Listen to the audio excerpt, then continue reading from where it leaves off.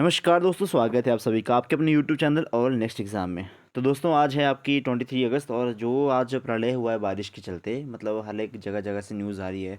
हर एक लोगों के मैसेज प्राप्त हो रहे हैं कि बहुत ही ज़्यादा तबाही हुई है बारिश के चलते।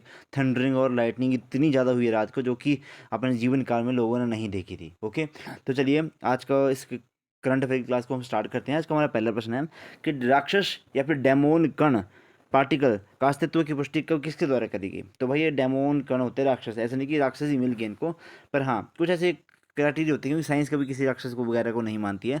बस इतना याद रखें कि यूएसए के जो फिजिक्स वाले हैं उन्होंने इसकी पुष्टि करी है। इसकी भविष्यवाणी 70 वर्ष पहले कर दी गई थी 1956 के में डेविस पायलेंस के द्वारा। ओके, तो कि ऐसे ऐसे कुछ कण पाए जाते हैं, लेकिन होते क्या हैं। देखो, ठोस होते हैं और साथ में इलेक्ट्रॉन्स के टाइप, ठोस और इलेक्ट्रॉन से मिलकर बने होते हैं, लेकिन इनका कोई द्रव्यमान और आवेश नहीं होता है। ठीक है जी, द्रव्यमान रहित और आवेश रहित कण जो होते हैं उनको डेमोन्स कण कहा जाता है। ठीक है जी।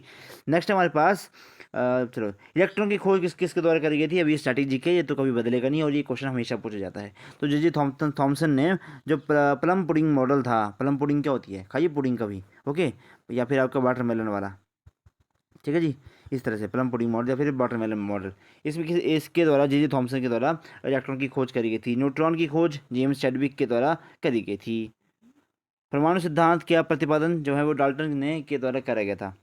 एक्सरे की खोज रॉन्स्टन के द्वारा करी गई थी। सेकंड क्वेश्चन हमारा, हाल ही में चर्चा में रहा ब्रिटिश कोलंबिया क्षेत्र, ये कहाँ क्यों है, क्यों चर्चा में है। तो भाई कनाडा में स्थित है। यहाँ पे जंगलों में बहुत ही भीषण आग लगी है। भीषण आग लगने के बाद यहाँ पे एक दो चीज़ें और हुई हैं कि जो जंगल में भीषण आग लगी है और आपके गेहूं की जो सबसे बड़ी अनाज मंडी है वो भी आपकी विनिपेग में है और कनाडा के अंदर है। भारत में सबसे बड़ी अनाज की मंडी गुरुग्राम के अंदर है। ये भी आपको दो क्वेश्चन याद रखने हैं। कनाडा के प्रधानमंत्री है जस्टिन ट्रूडो, जो इन्होंने आपातकाल लगा दिया गया है वहाँ के ऊपर। राजधानी है कनाडा की कोटावा। सबसे लंबी लंबी तटीय सीमा इसी की है। ठीक है जी, कोस्टल लाइन इसी की है। मॉन्ट्रियल में कोप 15 की आयोजन करा गया था 16 सितंबर 1986-87 को। इसको स्टार्ट कर गया था और इसमें क्योटो प्रोटोकॉल, ओजोन जो परत है उसके संरक्षण के लिए कस्में खाई गई थी यहाँ पे। ठीक है जी, कस्में वादे। राष्ट्रीय आपातकाल का आर्टिकल कौन सा है भाई। 352 आर्टिकल आपका राष्ट्रीय आपातकाल का। और जो आपके फंडामेंटल राइट्स हैं 20 और 21, वो भी निलंबित नहीं होते हैं आपातकाल के दौरान। याद रखें क्वेश्चन को। भारत में 3 बार आपातकाल लग चुका है, 62 में, 71 में और 75 में। 3 क्वेश्चन याद रखें।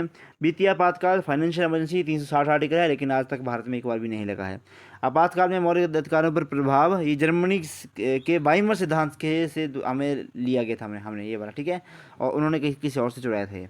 अच्छा, तूफान हिलेरी ये पूर्वी प्रशांत सागर में आया है। ये श्रेणी 4 का तूफान है और इसमें कैलिफोर्निया यूएसए वगैरह को काफ़ी तगड़ तरीके से प्रभावित करा है। उत्पत्ति हुई थी इनकी गर्म धारा थी एक अल नीनो के प्रभाव से। देखो भाई, अल नीनो, लाल नीनो का कॉन्सेप्ट बहुत ही ज़्यादा इंपॉर्टेंट है। और इस जो अल नीनो का प्रभाव इस बार बड़ा भारत में भी देखा जाना था, पर पता नहीं क्यों इस बार बारिशें बहुत ज़्यादा हो रही थी, वरना बोले गए थे बहुत ज़्यादा गर्मी होगी इस बार भारत के अंदर। यूएसए की राजधानी है वाशिंगटन डीसी, जो कौन सी नदी के किनारे बसी है, पोटोमैक नदी के किनारे बसी हुई है। आईएमएफ और वर्ल्ड बैंक का हेडक्वार्टर भी आपका वाशिंगटन डीसी के अंदर है। न्यूयॉर्क की अगर हम बात करें तो हडसन नदी के किनारे बसा हुआ शहर है न्यूयॉर्क, और यूएनओ का हेडक्वार्टर आपके न्यूयॉर्क के अंदर है। बिपरजॉय, ये भाई अरब सागर में आया था तूफान, जिसका नामकरण बांग्लादेश के द्वारा करा गया था। अर्थ विपत्ति, मोर्चा चक्रवात नामकरण यमन के द्वारा करा गया था। विली विलीज, ऑस्ट्रेलिया में जो चक्रवात आते हैं उनको विली विलीज कहा जाता है। असनी चक्रवात बंगाल की खाड़ी में आया था, जिसका नाम श्रीलंका के द्वारा करा गया था। हरिकेन चक्रवात को कैरिबियन सागर में हरिकेन कहते हैं भाई इसको। ओके जी। टोर्नेडो, यूएसए में इनको टोर्नेडो बोलते हैं, हमारे साइड इनको साइक्लोन बोलते हैं, बस यही फर्क है इनमें। चौथा प्रश्न है, international young eco hero awards तेही किसको दिया गया। तो इहा दीक्षित, मान्य हर्ष और निर्वाण सोमोनी सोनामी, ठीक है, इनको दिया गया था। एक्शन फॉर नेचर संपादक के तौर पे इनको दिया गया था। और इनको कौन देता है, यूएसए की वगैरह दी जाती है। क्या था इसमें कि 16 वर्ष की आयु के बच्चे जिन्होंने पर्यावरण सुरक्षा के लिए कार्य किया होता है उनको ये अवार्ड मिलता है। इसमें 5 भारतीयों को मिला था, ये इनको याद रखें। यह दीक्षित, मान्य हर्ष, निर्वाण सोमानी, मन्नत कौर और कर्णव रस्तोगी। ठीक है जी, बस याद रखें कि 5 लोगों को मिला था, बस इतने बतेरा है। 5वां प्रश्न हमारा, G20 व्यापार और निवेश कार्य समूह की बैठक चौथी बैठक कहाँ पे हुई? तो जयपुर। G20 तो भाई आपका नाक में दम कर लेगा। जब तक कि एग्ज़ाम से पहले एक बार इनको सभी को हम रिवाइज़ कर लेंगे, वरना ये बहुत तंग करने वाला है। पहले मुंबई में, सेकंड बेंगलुरु, थर्ड केवड़िया गुजरात और चौथी जयपुर के अंदर ये संपन्न हुई। G20 one earth one family one future इसका थीम है। वसुदेव कुटुंबकम। शेरपा अमिताभ कांत है। रोजगार समूह की पहली बैठक जोधपुर के अंदर हुई थी। या फिर इसको अलग पेज के ऊपर लिखते जाया कर, डेली बेसिस के ऊपर। शेरपाओं की पहली बैठक उदयपुर के अंदर हुई थी। संस्कृति की पहली बैठक खजुराहो। शिक्षा की पहली बैठक चेन्नई। पर्यावरण की पहली बैठक कच्छ का रण में। स्वास्थ्य मंत्री की बैठक गुजरात गांधीनगर में हुई। डब्ल्यूएचओ का पारंपरिक चिकित्सा पर शिखर सम्मेलन गांधीनगर में संपन्न हुआ। एससीओ विदेश मंत्री की बैठक गोवा के अंदर हुई। 2023 का होस्ट इसका इंडिया है। हेडक्वार्टर बीजिंग चाइना के अंदर है और 9 सदस्य इसमें ईरान बना।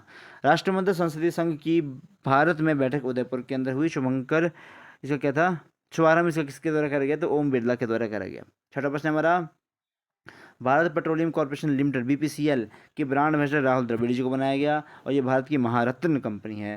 प्योर फॉर श्योर कार्यक्रम इसके स्टार्ट करा गया और राहुल द्रविड़ के जितना प्योर कोई इंसान होगा नहीं। द वॉर के नाम से इनको प्रसिद्ध है। विश्वास का प्रतीक राहुल द्रविड़ को बोलते हैं। ओके जी। महाराष्ट्र सरकार ने स्माइल एम्बेसडर सचिन तेंदुलकर को बनाया गया। सेवलॉन ने हैंड एम्बेसडर सचिन तेंदुलकर को बनाया। बीपीसीएल की 3 रिफाइनरी, एक बीना, कोच्चि और तीसरी मुंबई के अंदर है। आईसीसी क्रिकेट वर्ल्ड कप 2023 का होस्ट भारत है। ब्रांड एम्बेसडर इसके शाहरुख खान है और शुभंकर इसका क्रिप्टोवर्स है, जो कि हमने कल पढ़ा था।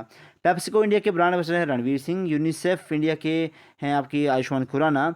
ऑयल इंडिया लिमिटेड 13 महारत्न कंपनी बनी है, इसको याद रखें भाई, ये लेटेस्ट है। 13 महारत्न कंपनी है ऑयल इंडिया लिमिटेड। आरईसी ये है आपका रूरल इलेक्ट्रिफिकेशन कॉरपोरेशन, ये आपका 12वीं महारत्न कंपनी है। भारत में 13 महारत्न कंपनी हो चुकी हैं। 7वां प्रश्न है आज का हमारा, इंदिरा गांधी मेमोरियल गार्डन जम्मू और कश्मीर के डल लेक के पास है। ये एशिया का सबसे बड़ा ट्यूलिप गार्डन भी है। World book of the records में इसका नाम शामिल है। क्यों? क्योंकि इसमें 1.5 मिलियन जैसे ज़्यादा फूल यहाँ पे खिले हुए हैं। लेवेंडर फेस्टिवल जम्मू कश्मीर में मनाया जाता है। फूल दो फेस्टिवल उत्तराखंड में। मक्खन अंडारी फेस्टिवल उत्तराखंड में। फिर आपका थाई पोसम फेस्टिवल तमिलनाडु में, जीप के अंदर सुई चुभ जाती है इसके अंदर। शिगमो फेस्टिवल आपका गोवा में। बथुकम्बा तेलंगाना में। सरहुल फेस्टिवल झारखंड में मनाया जाता है। 8वां प्रश्न हमारा, कुवी और देसिया पुस्तक का विमोचन कहाँ पे करा? भुवनेश्वर उड़ीसा में इसका विमोचन करा गया। मातृभाषा में शिक्षा को बढ़ावा देने के लिए कुवी और देसिया समुदाय के लिए और उड़ीसा के जो कोरापुर जिले में रहते हैं उनके लिए, और संस्कृति, उनके रहन सहन, खान पान, वेशभूषा का उल्लेख इस पुस्तक के द्वारा करा गया। विमोचन यहाँ के भारत के शिक्षा मंत्री धर्मेंद्र प्रधान और वित्त मंत्री निर्मला सीतारमण के द्वारा करा गया। संघ की राजभाषा आर्टिकल नंबर 343 है, जो कि हिंदी होगी, देवनागरी स्क्रिप्ट में लिखी जाएगी। ओके। राजभाषा का संबंध आयोग है आर्टिकल नंबर 344। प्राथमिक स्तर पर मातृभाषा में शिक्षण, ये आपका आर्टिकल नंबर 350A इसके बारे में बात करता है। हिंदी भाषा का विकास अनुच्छेद नंबर 351 में ये बातें कही गई हैं। 9वां प्रश्न हमारा, समुद्र ऐप भारतीय राष्ट्रीय महासागर सूचना सेवा केंद्र ने इसको लॉन्च करा गया।